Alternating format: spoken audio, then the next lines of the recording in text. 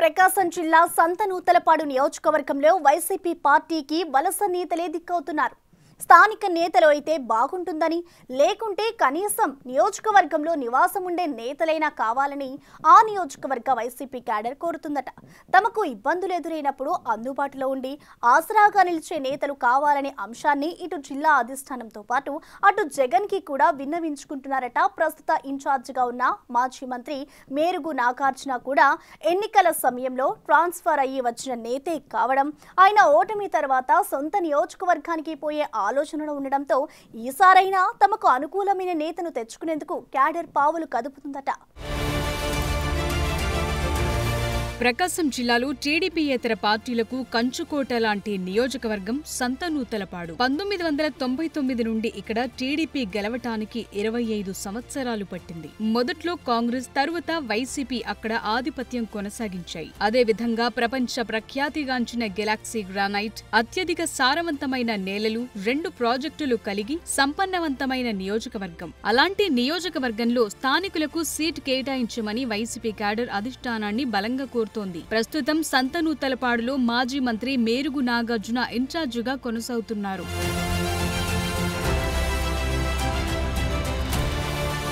2019 ఎన్నికల వరకు బాపట్ల జిల్లా వేమూరు నియోజకవర్గం నుంచి పోటీ చేస్తూ వస్తోన్న నాగార్జున గత ఎన్నికల్లో సంతనూతలపాడు నియోజకవర్గం నుంచి పోటీ చేసి ఓడారు. ప్రస్తుతం బాపట్ల జిల్లా వైసీపీ అధ్యక్షుడిగా కూడా బాధ్యతలు నిర్వహిస్తున్నారాయన. బాపట్ల జిల్లా అధ్యక్ష బాధ్యతలు సమర్థవంతంగా నిర్వహిస్తున్న సంతనూతలపాడు నియోజకవర్గానికొచ్చేసరికి పార్ట్ టైం పాలిటిక్స్ కి పరిమితమయ్యారన్న ఆరోపణలు వినిపిస్తున్నాయట. సదరు మాజీ మంత్రివర్యుల మీద నాగార్జున తిరిగి వేమూరు నియోజకవర్గానికే వెళ్లేందుకు ఆసక్తి చూపిస్తున్నారని, అందుకే సంతనూతలపాడుకి ఫుల్ టైం కేటాయించడం లేదంటున్నారు. ఆయన ఇప్పటికీ తన పాత నియోజకవర్గ క్యాడర్ తో టచ్ లోనే ఉంటారన్న ప్రచారంతో మళ్లీ ఆయన అక్కడికే వెళ్లొచ్చేమో అన్న టాక్ నడుస్తోందట పార్టీ వర్గాల్లో. ఆయన తిరిగి వెళ్లిపోతే తమ పరిస్థితేంటని సంతనూతలపాడు క్యాడర్ మదనపడుతోందట.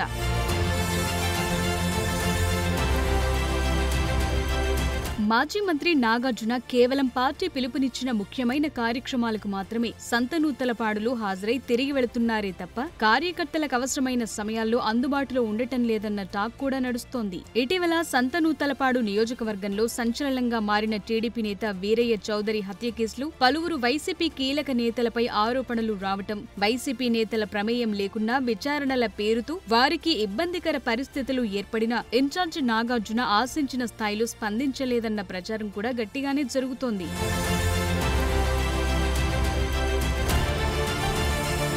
మాజీ మంత్రి మేరుగు నాగార్జున ప్రకాశం జిల్లాలో ఉన్న సంతనూతలపాడు నియోజకవర్గానికి ఇన్ఛార్జిగా ఉంటూ బాపట్ల జిల్లాకు వైసీపీ అధ్యక్ష బాధ్యతలు కూడా నెరవేరుస్తూ ఉండడంతో ఎక్కువ సమయం ఆ జిల్లాకు కేటాయించాల్సి వస్తుందట. ఈ నేపథ్యంలో సంతనూతలపాడు నియోజకవర్గ వైసీపీ ఇన్ఛార్జి మార్పు ఉండొచ్చు అన్న టాక్ మొదలైందట.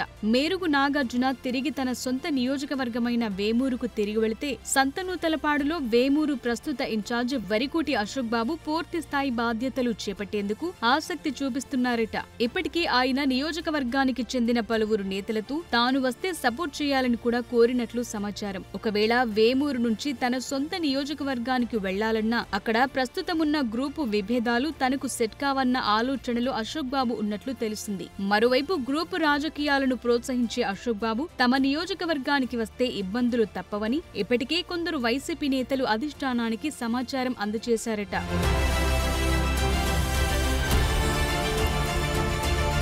అదే సమయంలో కొండేపి వైసీపీ ఇన్ఛార్జిగా ఉన్న ఆదిమూలపు సురేష్ కూడా కొండేపి నుంచి తన సొంత నియోజకవర్గమైన ఎర్రగొండపాలెంకు వెళ్లేందుకు ఆసక్తి చూపిస్తున్నారట. అయితే అక్కడ వైసీపీ సిట్టింగ్ ఎమ్మెల్యేగా తాటిపత్రి చంద్రశేఖర్ ఉండడంతో అది వర్కౌట్ అయ్యే అవకాశాలు లేవు. దీంతో తాను 2014లో సంతనూతలపాడు నుంచి పోటీ చేసి గెలిచి ఉండడంతో కొండేపి కంటే ఈ నియోజకవర్గమే తన పొలిటికల్ ఫ్యూచర్ కి ఇబ్బంది లేకుండా ఉంటుందన్న ఆలోచనతో ఉన్నారట.